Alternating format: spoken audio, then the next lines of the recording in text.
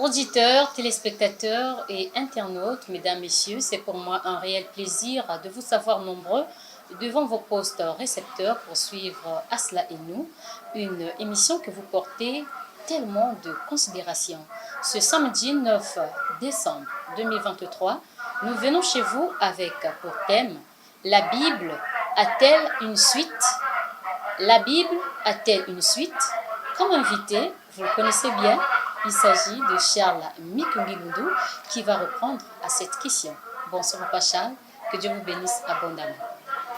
Très heureux de vous avoir pour cet échange, que la grâce de l'Éternel, notre Dieu, nous comble de tous ses bienfaits, qui répondent à sa volonté. Pourquoi je dis qu'ils répondent à sa volonté? Parce que très souvent, nous demandons à Dieu ce qui est bien pour nous, parce que nous sommes ancrés dans cette vie de tous les jours, et il nous arrive pour notre évolution personnelle, pour notre bien-être, pour l'aisance, pour être conforme à certaines exigences de la vie de tous les jours, de demander un certain nombre de choses à Dieu.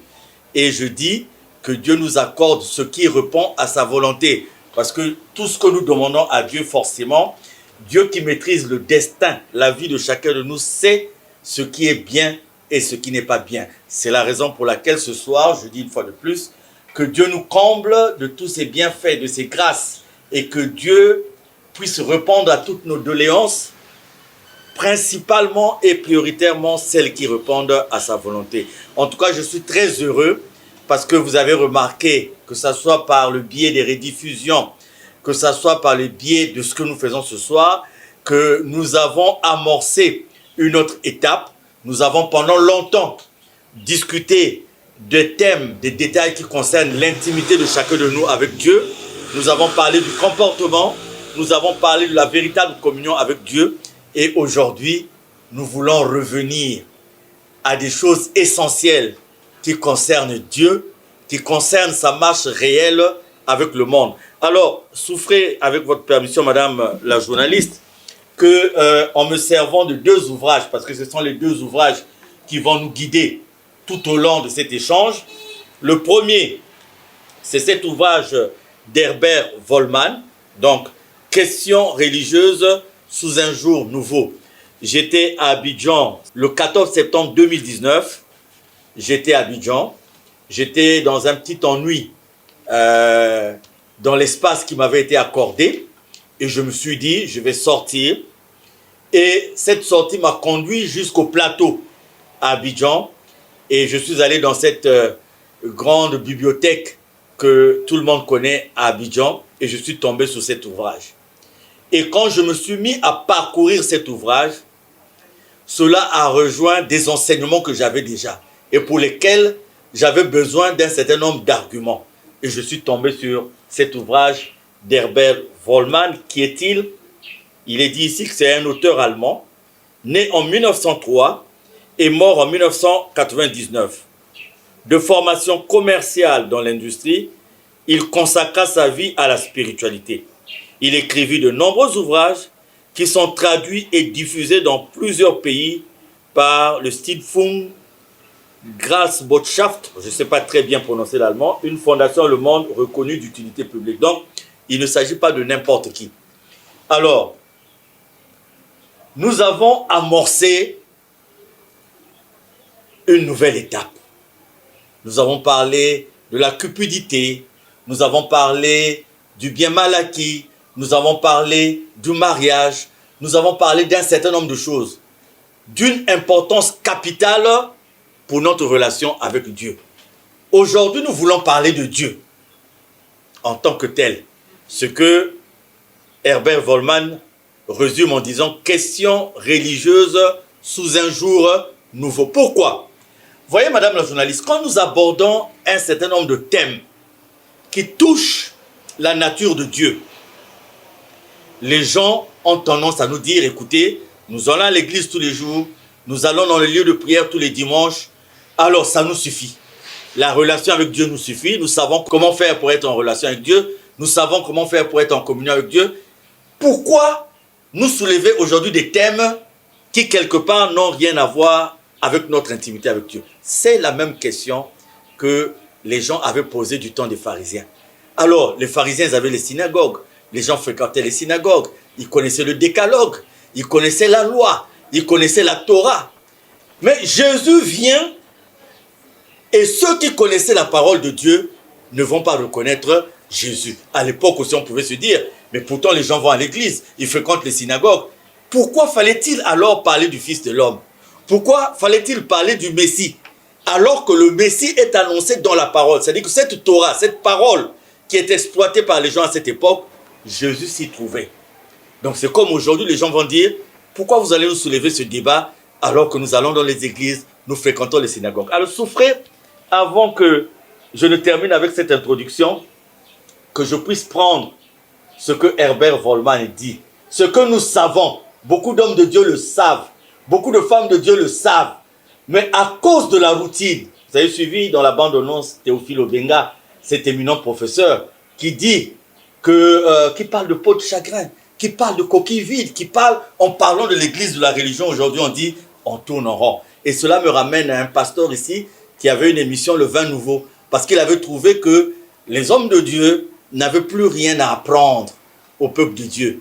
Parce qu'en fait, les vérités de Dieu sont l'apanage de Dieu, sont la propriété de Dieu. Et donc, aujourd'hui, il faut se poser la question de savoir, sommes-nous réellement dans la parole de Dieu? Sommes-nous réellement avec Dieu? C'est la grande question aujourd'hui. Et ceux qui ont pour vocation Dieu, servir Dieu, rendre gloire à Dieu, savent qu'aujourd'hui, il faut se poser la question de savoir est-ce qu'on est avec Dieu ou pas. Mais si nous sommes venus à Dieu pour des intérêts personnels, parce qu'on veut d'une église de complaisance, on veut d'une église de compromis, ce débat va déranger. Alors, écoutez ce que Volman dit. Qu'est-il advenu de l'enseignement de Dieu? Il ne subsiste quasiment rien de son contenu initial qui a été falsifié, déformé et mal utilisé. C'est-à-dire qu'Herbert Volman dit aujourd'hui ce que beaucoup de gens savent, ce que beaucoup de gens connaissent, mais ils ne veulent pas le dire de façon ouverte, que cet enseignement de Dieu a été falsifié, déformé et mal utilisé. Il dit, parmi tant de doctrines confuses et rigides, on ne trouve plus que quelques bribes de vérité. Même le message du Fils de Dieu fut en bien des points mal compris et faussement interprété. Donc aujourd'hui, nous avons mis le nom de Dieu devant. Et derrière ce nom de Dieu, nous avons créé des doctrines. Et ces doctrines, malheureusement, ne reflètent pas l'enseignement de Dieu, ne reflètent pas la volonté de Dieu. Et c'est un danger parce que si nous ne nous rendons pas compte de cette déviance, eh bien, nous nous retrouvons dans un semblant de Dieu, comme c'était le cas au temps des pharisiens, des scribes, des sadducéens, mais dedans, il n'y a pas Dieu. Et vous savez, il y a un exemple qui est donné ici, dans ce livre combien intéressant. On prend par exemple, dans Luc 14, verset 26. Mais bien aimé, si je m'étends en introduction, c'est pour nous permettre de comprendre ce que nous sommes en train de développer maintenant. Parce que beaucoup diront, nous étions habitués, en suivant Asla et nous, d'avoir un peu ces rappels de comportement, ces détails sur la communion avec Dieu. Mais là, nous touchons des thèmes qui sont délicats. Mais oui, parce que chaque chose a son temps. Et vous voyez, Volman prend un exemple ici d'un passage de la Bible, d'un verset de la Bible, notamment le verset 26 du chapitre 14 de l'évangile de Luc. Jésus dit, « Si quelqu'un vient à moi, et s'il ne est pas son père, sa mère, sa femme, ses enfants, ses frères et ses sœurs, et même sa propre vie, il ne peut être mon disciple. » Je reprends. Luc 14, verset 26. « Si quelqu'un vient à moi, et s'il ne est pas son père, sa mère, sa femme, ses enfants, ses frères et ses sœurs, et même sa propre vie, il ne peut être mon disciple. » Vous savez comment ce verset est interprété par certains aujourd'hui? Il y a des églises qui ont interdit à leurs fidèles d'être en contact avec leur famille biologique. Il y a même des églises qui ont interdit à certains fidèles de continuer à fréquenter le lieu de leur emploi. Pourquoi? Parce qu'ils interprètent ce passage-là, où Dieu dit qu'il faut être dans la haine de son père. Si vous ne haïssez pas votre père, si vous ne haïssez pas votre mère, si vous ne haïssez pas votre femme, si vous ne haïssez pas vos enfants, vous ne pouvez pas être à Jésus. Donc, il y a des doctrines qui se sont formées sur la base de ce verset. Et Volman dit, Jésus qui est l'amour divin n'aurait jamais fait dépendre l'état de disciple de la haine envers ses proches. Donc, normalement, Jésus qui nous recommande l'amour ne pouvait pas nous recommander la haine. Donc, il y a une parole de Dieu qui est mal interprétée, qui est déformée, qui est falsifiée. Volman dit, il aurait par là encouragé le péché, ce qui montre sans conteste le côté insensé des paroles qui nous ont été retransmises comme étant ce qu'a dit Jésus. Il a vraisemblablement conseillé à ses disciples, voilà comment la véritable interprétation, il a vraisemblablement conseillé à ses disciples d'éviter tout lien personnel trop étroit et de ne pas mettre leur moi au premier plan afin qu'ils puissent se consacrer sans contrainte et sans entrave à la haute mission qui est la leur. Donc voilà ce que veut dire cette parole de Jésus. Mais voilà comment nous avons transformé. Et aujourd'hui, on peut se poser la question de savoir combien de versets bibliques nous avons transformés. Combien de versets bibliques nous avons falsifiés. Combien de versets bibliques nous avons déformés. Merci beaucoup pour cette très belle introduction. Papa Charles, dans les précédents thèmes, nous avons beaucoup parlé de l'intimité de l'homme avec Dieu. Vous venez aussi de l'évoquer tout à l'heure dans votre introduction. Pourquoi ce nouveau débat aujourd'hui? Voilà, c'est ce que nous avons dit. Vous voyez, nous vous avons amené jusqu'à ce jour à comprendre. Parce que nous sommes partis de la ligne éditoriale de cette émission, qui est une émission sans frontières. C'est-à-dire que c'est au-delà des dénominations, pour parler de Dieu et ramener Dieu dans son sens propre et sincère dans la conception des uns et des autres. Parce que nous avons dit pourquoi nous l'avons fait. Parce qu'aujourd'hui, si Dieu est utilisé comme un fonds de commerce, on va utiliser la précarité des uns, on va utiliser la misère des autres pour leur dire, voilà Dieu, ce qu'il vous demande, ceci. Et c'est pour ça que nous avons tenu au cours des émissions précédentes. Nous reviendrons d'ailleurs, ce n'est pas fini. Une fois que nous serons sortis de cette étape, nous reviendrons sur ces points. Donc, nous avons parlé des uns et des autres de leur intimité avec Dieu. Nous avons aussi interpellé certains hommes de Dieu, certaines femmes de Dieu à être dans une vocation sincère, à rechercher la présence sincère avec Dieu, à ne pas utiliser le nom de Dieu pour la satisfaction des intérêts personnels. Maintenant, il faut parler de Dieu aussi. Il faut parler de Dieu. Est-ce que le message tel que nous le relayons aujourd'hui, est-ce qu'il est vrai? Est-ce que le message tel que nous le présentons aujourd'hui, est-ce qu'il est vrai? C'est pour ça dans 2 rediffusions précédentes, nous sommes revenus sur le thème, est-ce que c'est la vérité? C'est-à-dire que ce qu'on nous a dit, nous, aujourd'hui, de la spiritualité, ce qu'on nous a dit de Dieu, particulièrement nous les Africains, est-ce que c'est la vérité? Nous sommes revenus aussi sur le destin prophétique de l'Afrique. Une Afrique dont on nous a dit pendant des années qu'elle n'existe pas dans la Bible. Une Afrique dont on nous a dit que si elle pouvait exister, elle existait pour le côté sombre qui est relatif à Satan. Vous savez, je vous dis quelque chose aujourd'hui, et mes bien-aimés, vous qui nous suivez du côté de la diaspora. J'ai eu un débat avec un frère français de souche, d'origine, et nous étions en train de parler de ce que vous savez, je ne vais pas rentrer dans le domaine politique, mais il y a aujourd'hui en France un long débat sur, un grand débat, j'allais dire, sur l'immigration. Il y a des nouvelles lois, il y a une nouvelle loi, il y a des nouvelles mesures. Et donc, dans un restaurant à Pointe-Noire, j'ai échangé avec un ami français de souche, d'origine, comme on le dit, parce que quand on suit un peu les débats à la télévision, on est un peu outré quand même par les paroles de certaines personnes. Et moi, j'ai dit à cet ami, je lui ai dit, écoutez, aujourd'hui, il y a tellement de débats sur une certaine faute des Africains qui seraient venus en France pour perpétrer ceci ou pour perpétrer cela. Mais je lui ai dit, mon frère, moi, je voudrais seulement revenir à une base. La base, c'est laquelle? C'est de dire que, en fait, l'Africain n'est jamais allé en Europe. L'Africain n'est jamais allé en Occident, tel que nous étions nous. C'est vrai, on parle aujourd'hui des navigateurs maliens qui ont atteint les côtes américaines.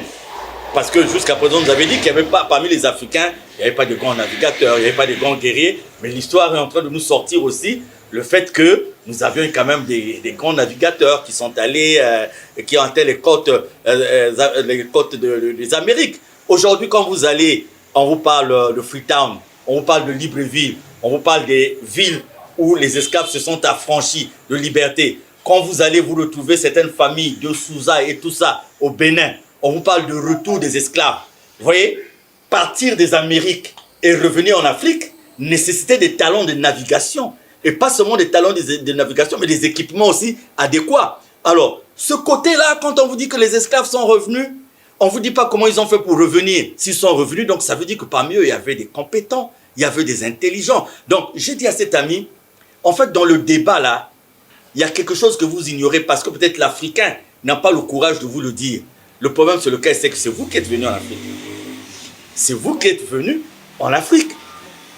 L'Africain n'est jamais venu vers vous. C'est vous qui êtes venu en Afrique, qui avez dit qu'il fallait une religion, qui avait dit qu'il fallait un système d'éducation, qui avait dit qu'il fallait un système de santé. Mais l'Africain était chez lui. Il avait une éducation. Il connaissait Dieu. Et aujourd'hui, peut-être, certains apports qui n'étaient pas propres aux Africains ont peut-être apporté certains dérèglements qui font qu'aujourd'hui, l'Africain se trouve dans une situation difficile. Et parmi ces dérèglements, il y a la question de la spiritualité. Donc, aujourd'hui, quand les gens se plaignent, par exemple, j'ai dit à cet ami, aujourd'hui vous êtes ici, la situation qui est la vôtre en tant qu'expatrié n'est peut-être pas la situation du jeune maghrébin qui est à Étampes, du jeune malien qui est à Trappes, du jeune guinéen qui est à Villeneuve-Saint-Georges et qui est à Mantes-la-Jolie, je ne sais où. Mais en fait, c'est vous qui êtes venus, vous avez découvert, soi-disant, l'Afrique. Donc, il faut faire aussi le bilan de cette découverte. Qu'est-ce qu'elle a apporté pour aboutir à la situation actuelle? Ce sont des débats qui aident aussi le chrétien, qui aident celui qui prie à comprendre un certain nombre de choses. Autrement, la religion va devenir une drogue inutile, qui n'apporte rien, qui maintient l'homme dans une inertie, qui n'a aucun gain sur le plan du développement. Merci beaucoup, Papa Charles, pour votre réponse. Parlons du thème de ce soir. La Bible oubliée, questions religieuses sous un jour nouveau, des ouvrages sérieux tels que vous venez de citer un ouvrage de Herbert Volman. Oui, très sérieux. Aujourd'hui, au-delà de ces ouvrages, les deux que nous avons présenté le premier, questions religieuses sous un jour nouveau, et il y en a un deuxième aussi qui m'a touché. Ça, c'était lors d'un séjour à Paris. Donc, je suis tombé sur ce livre de Porter, La Bible oubliée. En tout cas, ce sont des ouvrages qui développent un certain nombre d'arguments avec une méthodologie qui laisse quelqu'un, qui éloigne quelqu'un du doute. Et ça, ce ne sont que des exemples. Aujourd'hui, à travers le monde, Madame la journaliste, nous avons beaucoup d'ouvrages, beaucoup d'études qui reviennent sur ces questions-là d'une importance particulière. Vous avez, on vous dit que depuis 1999, Herbert Volman nous a quittés. Mais de 1999 à aujourd'hui, il y a des arguments qui sortent à travers le monde pour soutenir un certain nombre de choses, et notamment des choses qui sont restées cachées par rapport à la Genèse, la grâce de Dieu, les desseins éternels de Dieu, le royaume qui est en nous, et un certain nombre de choses, notamment ce dont nous allons parler aujourd'hui, l'esprit de vérité. En tout cas, cela rejoint toujours la main de l'homme. C'est-à-dire qu'aujourd'hui, il est admis que quelque part, il y a eu la main de l'homme dans la chose de Dieu. Moi, je me réfère à ce continent riche, qui est le continent africain, qui n'est pas berceau de l'humanité pour rien. S'il est berceau de l'humanité, c'est que ce continent a une responsabilité dans la restitution de l'histoire même de Dieu. Et je suis heureux aujourd'hui de constater que les Africains qui les premiers se sont mis à en parler, ont soulevé l'ire, ont soulevé des moqueries. On a même parlé de blasphème. Je vois encore à 28 ans ce grand homme sénégalais, africain, Cheikh Anta Diop, sa première thèse à 28 ans, qui donnait la confirmation du fait que les pharaons étaient noirs. Le pauvre cette thèse n'avait pas été acceptée parce qu'il y avait soi-disant une raison d'un jury qu'on n'arrivait pas à réunir. Mais la raison était que, simplement, cet homme qui commençait à soulever ce qui était caché, il fallait l'empêcher de le faire. Mais aujourd'hui, Cheikh Anta Diop, son héritage, vient faire la démonstration de cette Afrique. Et nous voulons parler de cette Afrique, pas en termes d'apartheid, pas en termes de racisme. Mais vous savez, nous pouvons avoir une indépendance culturelle, une indépendance économique, financière, industrielle. Mais il y a l'âme. L'âme, dont la restitution dans sa position dans l'ensemble du monde, demeure d'une importance importante parce que ce sursaut spirituel, si nous ne l'avons pas, il y a une fermeture, il y a un nœud par rapport à tout ce qui peut se faire ensuite. Donc, ce sont des études sérieuses. Il y a la Bible oubliée qui vient nous donner la confirmation qu'à un moment donné, les hommes ont dit, ça on met, ça on ne met pas. Regardez par exemple toutes les années manquantes de la vie de Jésus dans la Bible. Beaucoup d'années, hein? Beaucoup d'années qui manquent. Qu'est-ce qui s'est fait? Qu'est-ce qu'on a remarqué? Pourquoi on n'a pas mis? Et par exemple, ce livre vient nous restituer un certain nombre de réalités, un certain nombre de vérités, que ce soit à partir de l'Ancien Testament, que ce soit à partir du Nouveau Testament. On nous parle des livres que les hommes ont vus, qui ont été devant eux. Et ils se sont dit, ça, on ne met pas dans la Bible. Alors que ces livres sont susceptibles de nous donner une partie de l'histoire qui peut nous éclairer sur le fait qu'à un moment donné, les hommes ont cherché à brouiller la piste en ce qui concerne la parole de Dieu, que les hommes ont cherché aussi là-dedans à reléguer l'Afrique à une position qui n'était pas la sienne. Parce que madame la journaliste, vous savez, je l'ai dit, je ne vais pas le répéter au cours des émissions précédentes, qu'on ne peut pas être le berceau de l'humanité, on ne peut pas avoir été là où, on ne peut pas, disons, avoir engendré l'humanité et être relégué toujours dans des positions de second plan, même dans le domaine de la spiritualité. Donc, 2 livres importants et que je recommande aux uns aux autres, en plus de ce que vous avez déjà. En plus, vous avez J.R. Porter avec la Bible oubliée, Apocryphe de l'Ancien et du Nouveau Testament et Questions religieuses sous un jour nouveau de Volman. Pourquoi ce débat n'est-il pas engagé par la majorité des dirigeants des églises? Si on parle de l'église en Afrique, et plus particulièrement du christianisme, vous verrez que la zone où le christianisme a connu un genre d'ampleur, c'est au niveau de ce qu'on appelle le Congo d'Yantutila. Angola, Congo-Brazzaville, République démocratique du Congo, le Gabon. Et vous allez retrouver aussi une certaine ferveur dans ce sens au niveau de l'Afrique du Sud. Les Zoulous, les Kossa et d'autres peuples. Donc, vous allez vous rendre compte que les pères fondateurs, tout au moins les Africains qui ont parlé de Jésus, les Africains qui ont parlé de Dieu, ont commencé à chercher la restitution de cette histoire. Et on les a bloqués. Donc, vous me posez la question de savoir pourquoi aujourd'hui les hommes d'église, les femmes de Dieu n'entrent pas dans ces débats. Je commence d'abord par vous dire que les pères fondateurs de nos églises qui répondent au christianisme, leur parole s'est imposée à l'époque pour chercher la restitution de cette histoire. Et je m'en veux pour preuve que la doctrine de Simon Kimbangu. Je m'en veux pour preuve que les déclarations de Kimpa Vita, qui ont été par la suite commentées par le Simao Toko et les autres.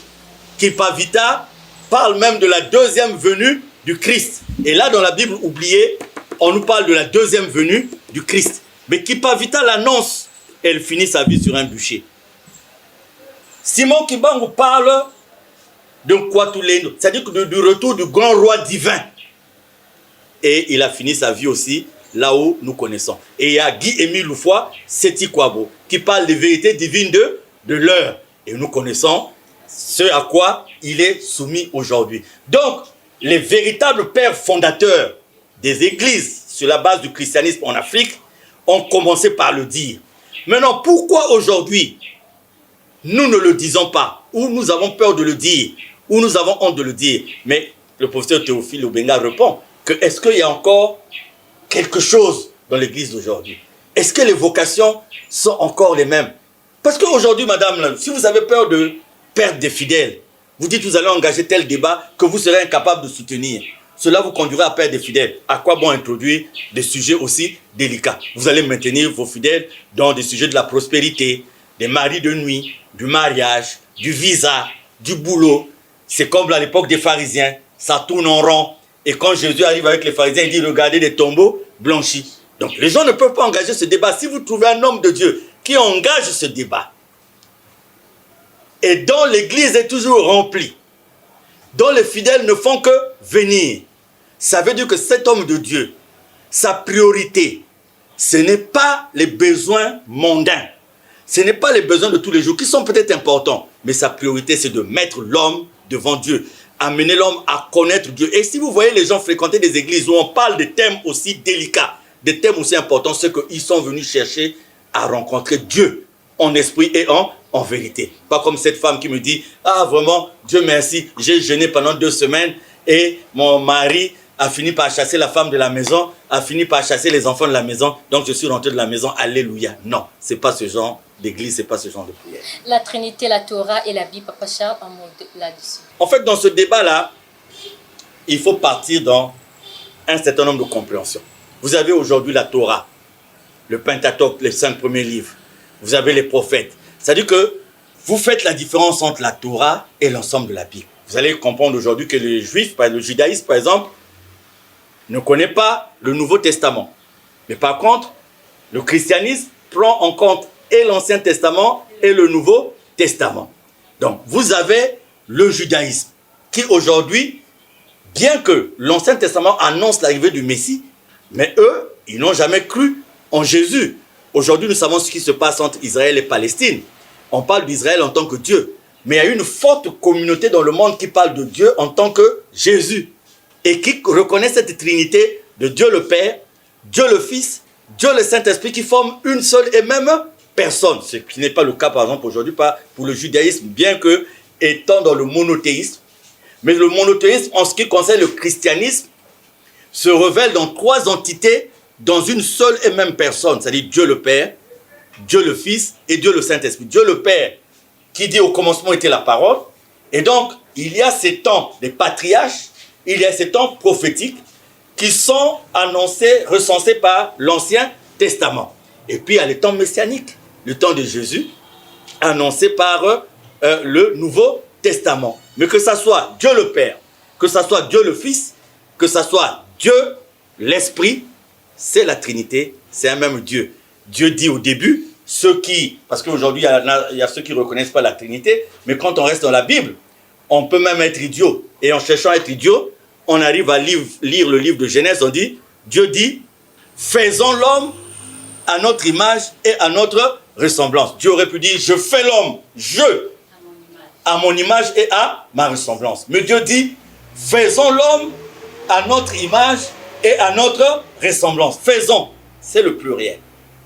Donc, vous voyez, je disais que beaucoup vont se dire, mais à quoi bon revenir sur ces notions si on sait que Dieu existe, on croit à lui, point.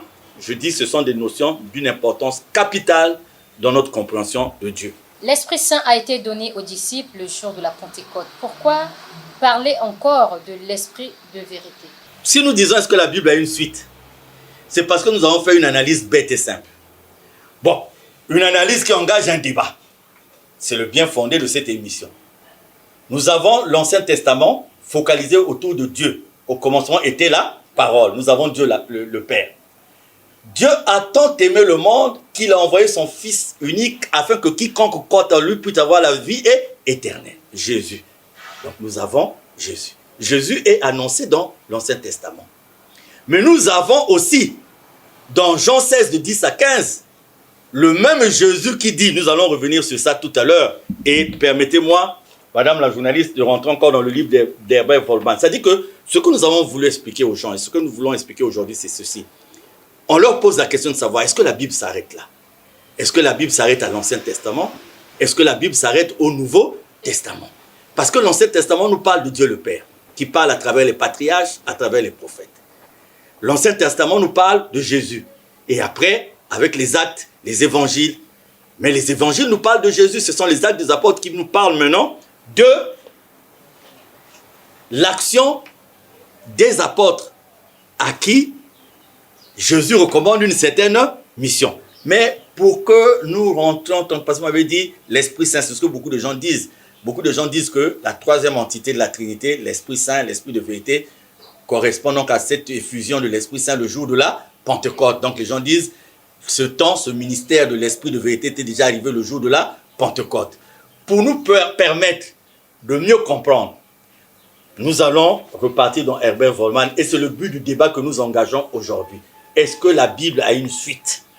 Est-ce que la Bible s'est arrêtée avec Dieu le Père, avec l'Ancien Testament? Est-ce que la Bible s'est arrêtée avec Dieu le Fils, avec le Nouveau Testament? Est-ce qu'il n'y a pas un ministère de l'Esprit de vérité? S'il y a un ministère de l'Esprit de vérité, ça veut dire qu'il y aura autre chose qui va s'ajouter. Puisque Jésus est annoncé par l'Ancien Testament. Ésaïe annonce Emmanuel. Ésaïe annonce l'arrivée du Messie. Et le Messie est arrivé. Donc, nous avons accepté que le Messie arrive. Le Messie arrive, mais il annonce l'arrivée de l'Esprit de vérité. Comme lui-même, il avait été annoncé par l'Ancien Testament. Et il dit même que Dieu le Père, Dieu le Fils, Dieu le Saint-Esprit, nous sommes un. Et dans l'Ancien Testament, on vous prendra quelques versets bibliques. Tout à l'heure, nous verrons que cela est vrai. Maintenant, si nous avons eu le Nouveau Testament avec Jésus, qu'est-ce que nous allons avoir avec l'Esprit de vérité? Vous me dites, et c'est ce que beaucoup de gens disent, oh non, ne nous parlez pas de l'Esprit de vérité parce qu'il était déjà arrivé le jour de la Pentecôte. Écoutez ce que dit Herbert Volman et suivons très attentivement. Ce qui nous a été transmis au sujet du Fils de l'homme est tout aussi erroné. C'est d'ailleurs la question sur laquelle nous allons nous pencher à présent. Au soir de son activité terrestre, Jésus fit à ses disciples la promesse de la venue du Fils de l'homme. En annonçant le Fils de l'homme, il ne parlait pas de lui-même, mais d'une autre personne. On ne dit pas qu'il parlait d'un esprit. Il parlait d'une autre personne. Les disciples ne comprirent pas et crurent que Jésus était lui-même le Fils de l'homme. Supposition alors aisément compréhensible et fort excusable, puisqu'ils vivaient dans l'attente imminente du jugement dernier et du retour de Jésus.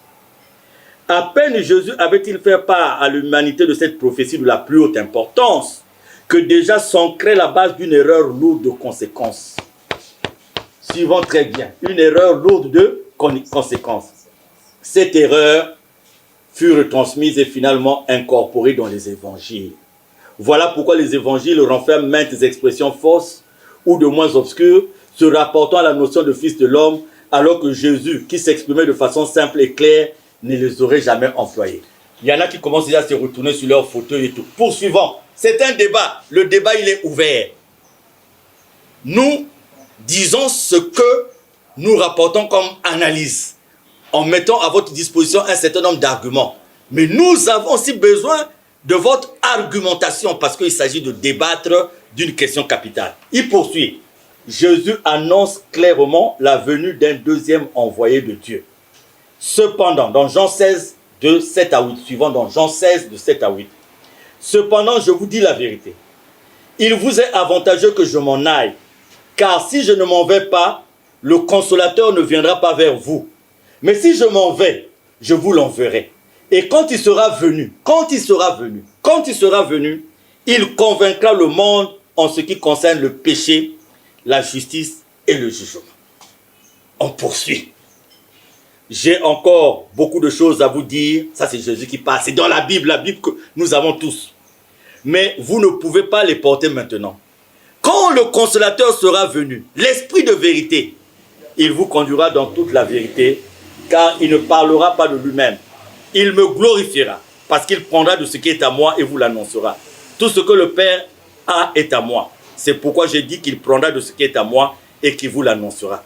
Jean 16, de 12 à 15. Dans Jean 14, verset 26, il poursuit. Mais le consolateur, l'Esprit Saint, que le Père enverra en mon nom, vous enseignera toutes choses et vous rappellera ce que je vous ai dit. Car quiconque aura honte de moi et de mes paroles, le Fils de l'homme aura aussi honte de lui quand il viendra dans la gloire de son Père avec les saints anges. Marc 8, verset 38. Déjà là, madame la journaliste, quand vous me posez la question de savoir est-ce que le jour de l'Esprit Saint le jour de la Pentecôte, est-ce que ce n'est pas le jour de la venue de l'Esprit Saint? Marc 8, 38 vous donne déjà une réponse en disant, car le Fils de l'homme aura aussi honte de lui quand il viendra dans la gloire de son Père avec les saints anges. Est-ce que vous avez vu cette réalité le jour de la Pentecôte? Je poursuis pour terminer pour dire, cette dernière phrase en particulier devient totalement incompréhensible si l'on part de la supposition erronée que Jésus et le Fils de l'homme ne sont qu'une seule et même personne. Toutes ces paroles de Jésus se rapportent à une autre personne et non à la forme impersonnelle. On ne peut pas dire il, s'agissant d'une forme impersonnelle que Jésus avait par eux promise à ses disciples. Luc 24 au verset 49. Et voici, j'enverrai sur vous ce que mon Père a promis. Mais vous, restez dans la ville de Jérusalem jusqu'à ce que vous soyez revêtus de la puissance d'en haut. C'est cette puissance d'en haut dont devaient se revêtir les disciples sur la promesse de Jésus. Cet événement qui se répète chaque année à un moment précis depuis la création existe, assure le maintien de cette dernière. Les disciples vécurent jadis l'accomplissement de la descente de la force à la Pentecôte, après y avoir été préparés intérieurement par la douloureuse expérience que représentait pour eux la mort soudaine et brutale de leur maître. Les activités telles que conduire, annoncer, enseigner, rappeler que Jésus attribue à cette autre personne peuvent uniquement être réalisées par une personne. Elles requièrent donc un accomplissement personnel. Les mots esprit de vérité, consolateur et Saint-Esprit sont employés pour Jésus pour désigner le Fils de l'homme qui viendra pour compléter sa mission. Pour compléter sa mission. Pour compléter sa mission. Donc il y a une continuation de la mission de Jésus. Il vous enseignera. Il vous montrera la vérité. Ça veut dire qu'il y a des choses qui n'avaient pas été dites à cet instant par Jésus. Et pour lesquelles la troisième entité viendra pour compléter. C'est comme Dieu, il a parlé. Sa parole à travers les patriarches, à travers les prophètes, les gens n'ont pas compris. Et il a vécu parmi nous. Les gens n'ont pas compris. Et il dit, j'envoie maintenant, au dernier moment, avant le jugement dernier, le consolateur. Le Fils de l'homme redressera en premier lieu toutes les erreurs contenues dans les transmissions et les interprétations de paroles de Jésus, car il vient de Dieu.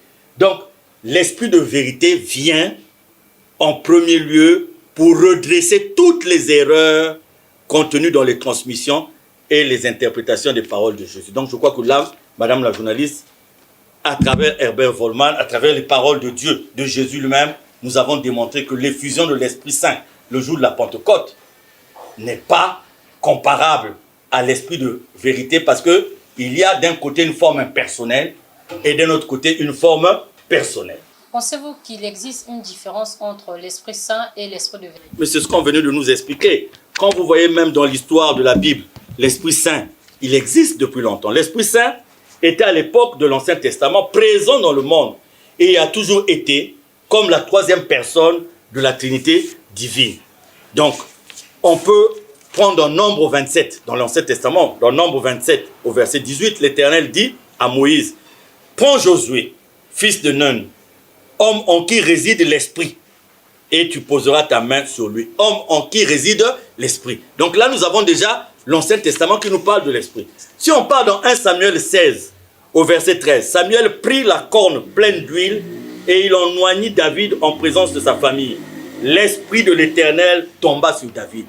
L'Esprit de l'Éternel tomba sur David. Donc vous comprenez cette force de Dieu, ce moyen de communication de Dieu, cette puissance de Dieu, dont sont revêtus les disciples le jour de la Pentecôte. On peut aller encore dans 1 Samuel 10 au verset 10.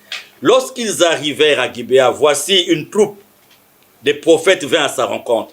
L'Esprit de Dieu le saisit et il prophétisa.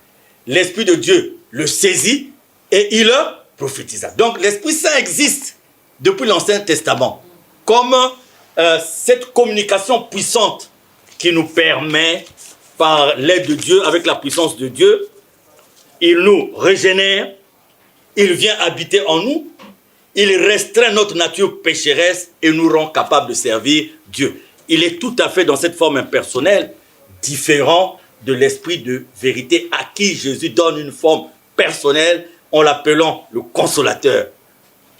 Lui, il viendra, il prendra ce qui est de moi et vous l'annoncera. Parlons du judaïsme et du christianisme. Il y a aussi une différence. Mais bien sûr, écoutez, aujourd'hui les Juifs attendent le Messie. Donc pour eux, l'Ancien Testament n'existe, le Nouveau Testament n'existe pas.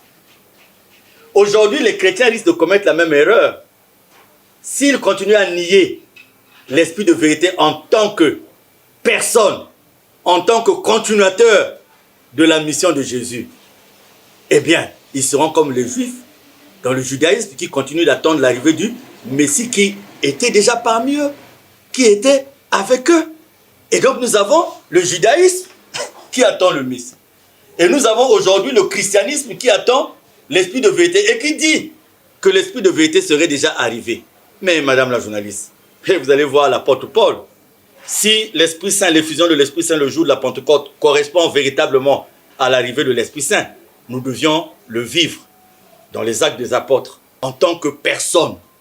Nous devons le vivre surtout, vous voyez, quand Paul, dans ses écrits, s'adresse à différentes communautés, il salue toutes les communautés au nom de Dieu le Père et au nom de Jésus-Christ le Fils. Et s'il y avait déjà le règne de l'Esprit de vérité, il devait terminer en saluant par le Saint-Esprit. Vous allez parcourir la Bible, vous n'allez trouver nulle part Paul s'adressant aux différentes communautés qui saluent au nom de Dieu le Père, au nom de Dieu le Fils et au nom de l'Esprit de vérité. L'apôtre Paul salue au nom de Dieu le Père et de Dieu le Fils parce qu'il sait que le règne de l'Esprit de vérité à cette époque-là n'était pas encore arrivé. Comment interprétez-vous le livre de l'Apocalypse? C'est ça le grand problème. Le livre de l'Apocalypse, aujourd'hui, tout le monde va dans des interprétations. Même les magiciens rentrent dans le livre de l'Apocalypse parce que les écrits sont un peu d'une nature compliquée, que tout le monde va sur les saintes trompettes, les archanges, les vieillards, les machins. Donc, tout le monde prend ces termes, et surtout ceux qui sont habitués à la vie mystique, ils aiment bien réciter ça. Mais c'est là aussi un secret. La vision de l'apôtre Jean sur l'île de Patmos est la démonstration du fait que sans Dieu, ces vérités des derniers jours ne peuvent pas être révélées par un simple homme qui se réclame de Dieu, mais qui, dans le fond, sa vocation ne correspond pas à la vocation de Dieu. Qui peut interpréter l'Apocalypse aujourd'hui de façon claire? Sinon que celui qui l'a écrit, c'est Dieu lui-même. Et c'est ce qui fait la différence avec tout ce que nous pouvons raconter à gauche et à droite. Aujourd'hui, l'appartenance à Dieu se reconnaît dans la reconnaissance de ses vertus, se reconnaît aussi dans la reconnaissance de ses attributs. C'est la raison pour laquelle aucun homme ne peut se présenter aujourd'hui devant les autres pour dire qu'il est le continuateur de la mission de Dieu s'il n'y a pas ses vertus, s'il n'y a pas ses attributs. Et ça sera l'objet de ce que nous allons développer prochainement. Merci beaucoup, Charles Mekongi Londo. Il ne nous reste plus que quelques minutes pour clore cette émission. Quelques arguments supplémentaires pour terminer. Madame la journaliste, vous savez, quand vous édulcorez quelque chose, prenons nos portables là. Vous avez l'habitude d'effacer les messages parce que vous ne voulez pas que vos messages soient lus, surtout si vous vivez en couple. Vous ne voulez pas que vos messages soient lus, donc vous les effacez. Mais vous savez, à un moment donné, on va vous avoir pour un rien du tout. Soit vous avez oublié d'effacer, soit vous avez mal effacé, soit dans certains portables, vous êtes allé dans la corbeille et vous n'avez pas vidé la corbeille.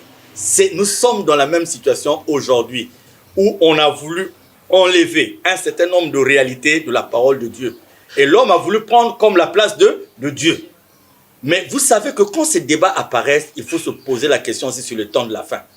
Aujourd'hui, les gens ne veulent pas de ce débat. Pourquoi? Ils veulent d'une religion de compromis, où ils s'entendent avec tous ceux qui pêchent, où ils s'entendent avec tous ceux qui font du mal, où ils s'entendent avec tous ceux.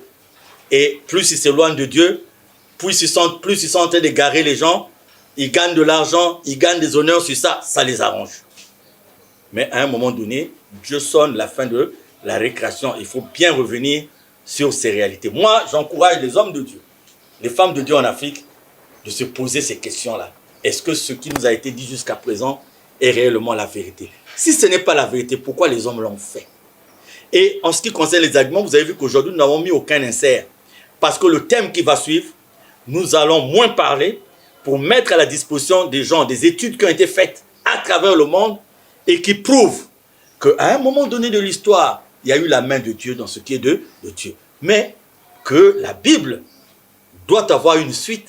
Parce que si l'Ancien Testament a parlé de Dieu le Père et que le Nouveau Testament a parlé de Dieu le Fils, la démonstration est faite que la troisième entité a une forme personnelle et que le moment est venu, quand vous lisez ce livre d'Herbert Volman, il vous dit même les signes par lesquels vous reconnaîtrez que ce moment du continuateur de la mission de Dieu est arrivé. Je reviens pour dire que nous soulevons au cours de ces émissions des thèmes qui vont au-delà des dénominations, qui soulèvent un débat qui nécessite la compréhension des uns et des autres. Moi, je crois que quelqu'un, du fond de son cœur, n'a peut-être pas besoin de tout ça pour être en intimité avec Dieu. Et vous avez tout à fait raison. Parce qu'une idée sincère, faite à l'endroit de Dieu, vous avez la réponse. Mais nous avons une marche du monde à suivre. Et cette marche implique que nous ayons une restitution fidèle de ce qui est l'histoire de Dieu avec son peuple. Cela est d'autant plus important que cela va éviter de nous égarer. Aujourd'hui, il y a un débat, un grand débat qui touche des familles entières. Nos frères, nos sœurs de la diaspora. Regardez aujourd'hui en Europe, il y a une montée des extrêmes et tout ce qui se fait, la faute est rejetée sur celui-là qui est venu, sur celle-là qui est venue. Et on a oublié quelque part que si peut-être l'Afrique était restée sans que les missionnaires n'arrivent, nous aurions notre médecine à nous très forte. Parce qu'aujourd'hui, dans la galénique, ce sont des choses qu'on prend en Afrique. Et vous avez par exemple en Afrique ce qu'on appelle la petite noix de cola amère. Aujourd'hui, dont on dit qu'il y a beaucoup de vertus, mais qui est transformée en Occident dans beaucoup de produits. Donc on aurait, aujourd'hui on vous parle, vous voyez, on parlait par exemple des femmes africaines enceintes, avec des interdits. Elle ne doit pas manger ceci, elle ne doit pas manger cela. Mais j'ai lu l'étude d'un herboriste qui a dit qu'en fait ces interdits n'étaient pas faits exprès. Mais c'était pour les mettre dans des conditions diététiques et de nutrition qui les permet d'accoucher aisément. Madame la journaliste, toutes ces connaissances-là, nous les avons perdues. Moi, je reviens sur ce grand exemple. J'ai mon oncle, paix à son âme puisqu'il nous a quittés, son fils en France a dit il va faire un grand cadeau à son oncle. Vingou Joël, il s'appelait. Ceux de la CAI le connaissent. Et il a fait venir son père en France. Vingou Joël, c'est un Zonzidan, un juge traditionnel très fort à l'époque dans la contrée. Et il arrive en France, il demande à visiter un tribunal. Il va dans le tribunal et il se présente au juge, il dit « Je suis le juge un tel ». Et le tribunal lui dit « Vous avez appris où le droit ?» Il dit « Le droit ». Pas de diplôme. Pas de diplôme. Les gens ont ri. Mais si on était resté dans un cursus proprement africain, Vingou Joël serait un professeur agrégé. Mais on l'a traité d'analphabète. Donc, il y a des cursus qui nous ont été imposés et qui ont conduit beaucoup d'entre nous aujourd'hui à aller voir l'Occident pour apprendre, pour être compétents dans ces cursus. Mais cela ne voulait en aucun cas dire que les Africains étaient des incompétents, qu'ils étaient des idiots, qu'ils étaient des analphabètes. Ils étaient dans leur réalité, ils étaient dans leur culture, ils étaient dans leur civilisation. Et en restant dans leur civilisation, ils ont eu des navigateurs. Aujourd'hui, vous avez encore dans le nord du pays des gens qui font des kilomètres et des kilomètres sans GPS. Mais ils n'ont pas fait l'école de la marine. Ils sont des marins. Mais s'il va se présenter quelque part, vous dire je suis marin. C'est pour ça que vous voyez aujourd'hui, il y a les Chinois qui ont gardé leur médecine et tout. Donc si l'Afrique était restée dans sa virginité, l'Afrique n'aurait pas eu besoin d'avoir ses enfants qui vont à l'étranger, qui vont passer par là. Donc on est à un moment où la spiritualité remet sur la table toutes ces questions. Et ce sont des questions d'une importance capitale. Donc voilà, vous me posez la question de savoir sur les arguments. J'ai recommandé ces deux livres, mais dans nos émissions à venir, nous reviendrons point par point parce que nous estimons que la compréhension de ces choses est tellement importante qu'elle mérite d'être débattue, qu'elle mérite d'être partagée. Merci beaucoup, cher Mikungi Lundu. Merci à vous, auditeurs, téléspectateurs et internautes de la RTOPH de Zena TV, la chaîne de la diaspora. Nous avons eu pour thème ce soir, la Bible a-t-elle une suite? Prochainement, nous allons en revenir pour ajouter quelques arguments que notre invité n'a pas pu développer ce soir. À très bientôt.